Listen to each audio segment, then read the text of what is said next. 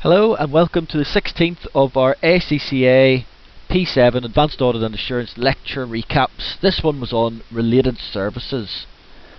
So, what are related services? Well, they're not an audit is the first thing to recognise. Okay, they use related ideas and similar skills, but they're not an audit. So, types of related services are, first of all, review engagements. Review engagements tend to be undertaken for small to medium enterprises for something like supporting a bank loan. So the bank will say, look, we want an auditor to go and review your financial statements in order to give you this loan. Okay, so that's what the auditor will actually do. It gives what's called limited assurance, and we'll look at that in a second. Agreed upon procedures, again usually for small to medium enterprises. This time you're verifying a specific balance, say for example debtors. So you'll verify that balance using the usual procedures for that balance. This time you give a report. However, the report only gives the results of the testing. It doesn't give any assurance, and the user draws their own conclusion from that report of the results. Compilation agreements, undertaken for small to medium enterprises. Again, you're compiling the accounts. There's no testing undertaken and no assurance. You're simply taking the information that the client gives you and compiling the accounts with it. So, assurance then. Reasonable assurance. A reasonable assurance engagement. The process for undertaking this is that you'll gather sufficient and appropriate evidence that the subject matter conforms in all material respects to an approved criteria. Okay, the report that you give on it will be in the form of positive assurance, i.e. that all criteria have been met. A reasonable assurance engagement gives a high level of assurance. You're saying the criteria have been met in your opinion, and that example is the annual audit. Okay, an annual audit is a reasonable assurance engagement. Limited assurance, on the other hand, well, the process for this is to gather sufficient and appropriate evidence that the subject matter is plausible, and the report will be in the form of negative assurance. This provides a moderate level of assurance, and an example is audit-related services, which we'll look at shortly. Notice that neither of these give absolute assurance. That's because there's a lack of precision due to the test basis that you undertake the testing on. Not 100% of the transactions will actually be tested. So, several of the things that we're looking at give no assurance. Okay, so related services that don't give assurance, first of all, those agreed procedures. They are under ISRS 4400, and the terms you should set out for agreed procedures are that you should restrict the distribution of your report. You know, when we talked about liabilities, we said put disclaimers in and restrict the distribution of the report.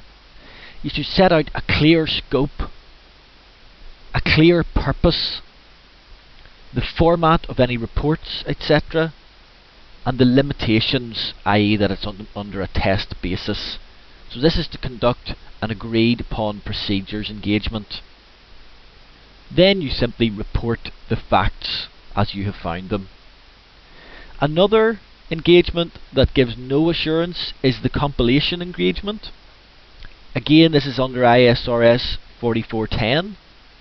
The principles on this are that you compile the financial statements, you don't give any assurance, and you set out your terms very clearly so that the client understands exactly what it is that you're doing.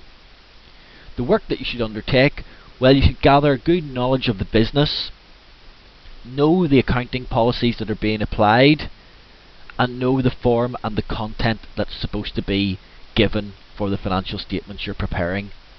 Okay, so that's compiling the financial statements. On to review engagements. These do give assurance. A review engagement, it's governed under the International Standard on Related Services, the ISRS, and it's number 2400. The objective of this is to give moderate assurance, i.e. it's a limited assurance engagement. So for the plan, when you're planning a review engagement, you'll set everything out in the engagement letter, same as the audit. Okay? You need to know the business to undertake a review engagement. You need to know the structure of the business. You need to know its systems, the characteristics of the business and its operating structure, and you need to understand its financial statements. So you need to gain a good knowledge of the business in all those aspects. So the procedures that you undertake, first of all, the scope will be set by the knowledge of the business. Okay? The work then that you undertake. Well, the principles are that you should gather your evidence using professional skepticism. Okay? So have professional skepticism throughout. You should gain your knowledge of the business through analytical procedures and gather sufficient and appropriate evidence. The main work that will be undertaken will be inquiries of management and analytical review. So once you've undertaken those main areas of work, if you suspect a misstatement, you will have to undertake substantive procedures. So only if you suspect a misstatement will you undertake substantive procedures. You'll look for circumstances that could cause potential misstatements as well. Okay?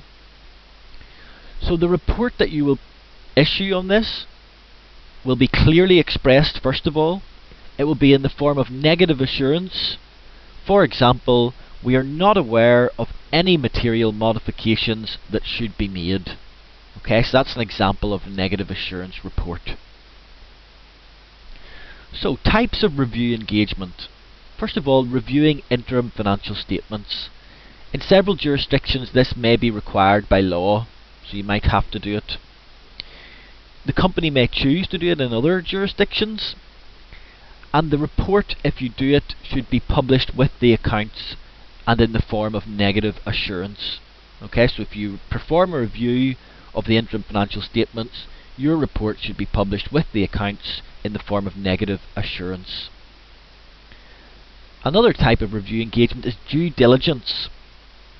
Okay, what is it? First of all, well, it's when you're buying a business, you'll undertake a fact-finding exercise. It's really to reduce the risk when you're buying a business. The purposes then, first of all, to gather information, and we talk about information such as operational information, financial performance, tax information, legal information, all those sorts of information will have to be gathered. You need to verify management representations. Okay, so management will have said, oh, the business is doing very well, and you need to make sure that that is actually the case. For assets and liabilities, you'll identify them and verify that they exist. You'll identify any operational issues. Is the business in trouble? Is it having operational problems? And also it will assist in acquisition planning. If you're buying the business, what synergies will you be able to expect from buying that business? The scope of a due diligence report, well, you'll look at the financial statements over several years, look for trends, relationships, all that sort of thing. You'll look at the management accounts, the most recent ones. You'll look at forecasts, and you'll look at the business plan that management have in place. So that's what you will do for a due diligence assignment. And that's our lecture 16 on related services.